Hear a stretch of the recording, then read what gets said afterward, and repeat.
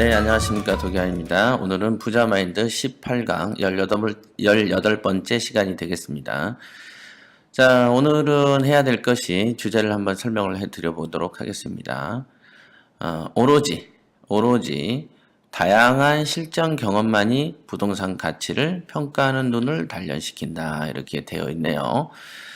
여러분들이 아마 기억을 하시는 분들이 계실 겁니다만은, 저희 지금 제가 늘 말씀드리는 것은 경매에서 공부해야 될 부분들이 너무 영역이 넓습니다. 이렇게 동그란 사과를 하나 두고 가운데를 파가지고 여기에 있는 것을 5%, 즉 권리 분석에 해당한다라고 얘기를 했죠. 이거 기억하실 겁니다. 그 다음에 여기가 이 한쪽이 부자 마인드다라고도 얘기를 했었습니다.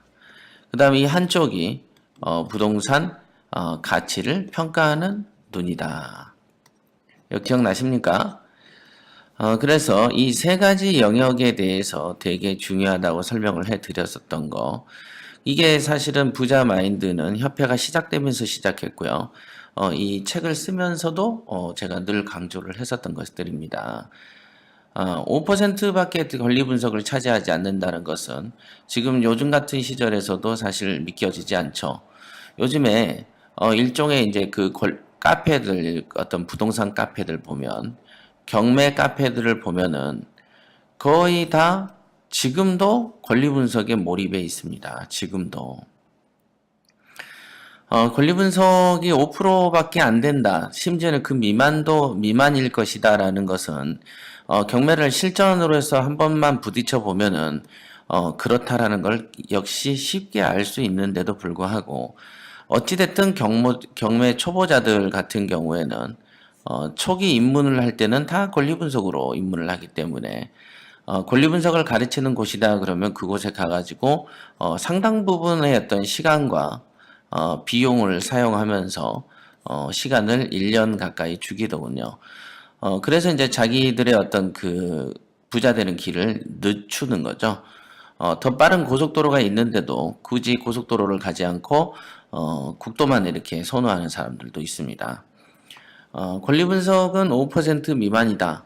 이것은 제가 처음부터 강의를 했고 지금도 하고 있고 앞으로도 하는 얘기들이죠.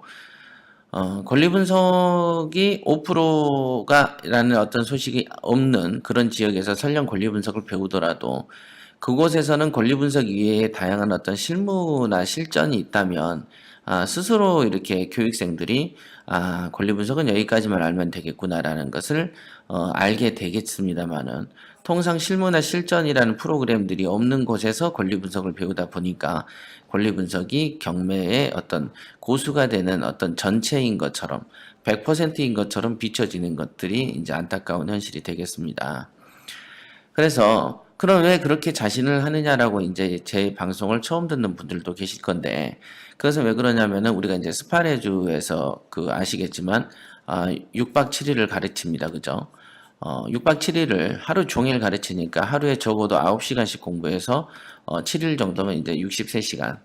9시간이 풀타임이 아니죠. 여기에서 이제 점심 먹고 하기 때문에 실제로는 50 몇 시간 정도 되겠습니다만은 그 정도 시간에서 도대체 권리 분석을 안 가르치고 그러면 권리 분석을 가르치지 않고 50 몇 시간 정도를 50시간을 도대체 뭘 가르치냐 이렇게 궁금하시는 분들도 계실 거예요.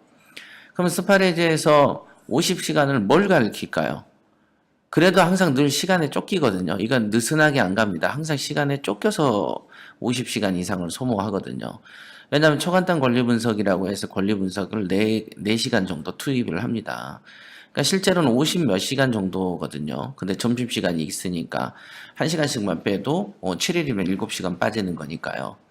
어찌됐든 50시간 정도를 교육을 하는데 실무만 가르치고 권리 분석을 가르치지 않고서도 항상 쫓긴다. 그럼 도대체 뭘 가르치는지 궁금하시죠? 그게 경매 실무라는 것입니다. 그래서 이런 것들은 여러분들한테 이제 처음 듣는 분들한테는 생소할지 모르지만은 경매를 한 번이라도 투자를 해보신 분들이라면 지금 제 말이 이해가 되실 겁니다. 어찌됐든 권리 분석 외에도 이렇게 우량 물건을 보는 눈, 즉 부동산 가치를 평가하는 눈, 이것도 상당히 중요하죠. 우리가 이제 저 같은 경우에 이제 사람으로 인해서 피곤하고 실패한 일이 있습니다만은, 물건으로는 제가 실패한 적이 없습니다. 물건은 굉장히 냉정해질 수가 있거든요. 냉정하거든요. 어떤 잔정을 주지 않고 차갑게 판단을 하면 되는 것이기 때문에, 여러분들 중에서도 차가운 판단만 할 수 있다라고 하면은 부동산 가치를 평가하는 눈을 단련시키기 좋습니다. 한번 읽어보겠습니다. 우량 물건을 찾기 위해서 물건을 검색할 때 무엇을 기준으로 우량 물건을 추려내는가요? 전국에 우량 물건은 수도 없이 많을까요? 아니면 몇 개 정도밖에 없을까요? 궁금하시죠? 무엇이 우량 물건일까요? 이런저런 의문점이 많을 겁니다. 투자할 돈과 시간을 가지고 있고 경매 관련 공부도 많이 했는데 공부도 했고 시간도 있고 돈도 있고, 근데 문제는 투자할 능력이 없다면, 물건을 찾아낼 능력이 없다면 그 모든 것이 소용없는 일이 된다. 이렇게 좋은 물건인지 아닌지를 알아내는 능력을 일컬어서 부동산 가치를 평가하는 눈이라고 한다. 예. 즉 여러분들이 돈도 있어, 그죠? 돈도 있어, 시간도 있어, 공부도 많이 했어.